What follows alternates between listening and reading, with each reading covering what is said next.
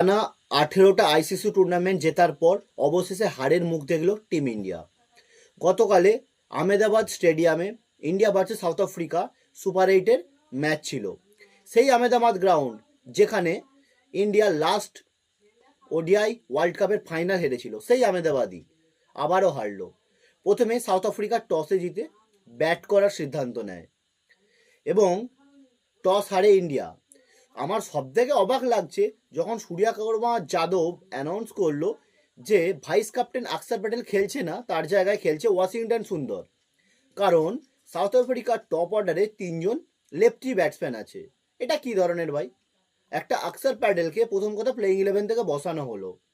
সেই আকসার প্যাটেল যে 2024 টি20 ওয়ার্ল্ড কাপের সেমিফাইনাল, ফাইনাল এবং কোয়ার্টার ফাইনাল তিনটেতেই অনবদ্য পারফরমেন্স করেছিলেন।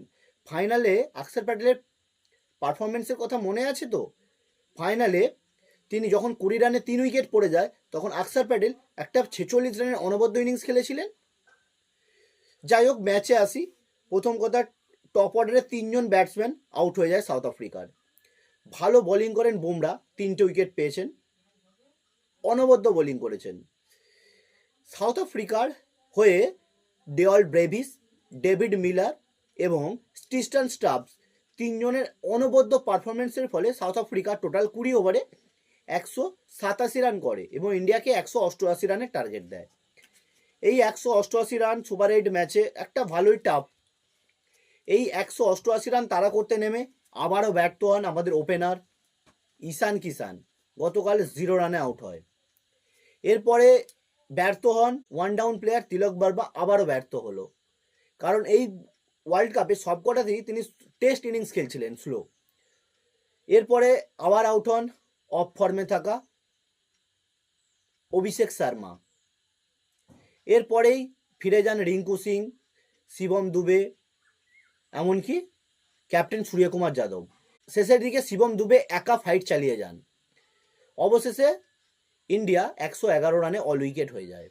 আবারও ইন্ডিয়ার চেজেতে ব্যর্থতা প্রমাণিত হলো।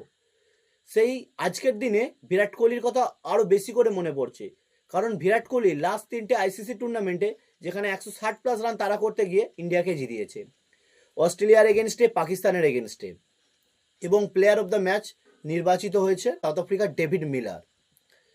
তো তোমাদের মতে ইন্ডিয়ার হারের প্রধান কারণ কি? কমেন্ট করে অবশ্যই জানিও। আর এরকমই ক্রিকেট রিলেটেড আপডেট পেতে আমার চ্যানেলটা অবশ্যই সাবস্ক্রাইব করবেন।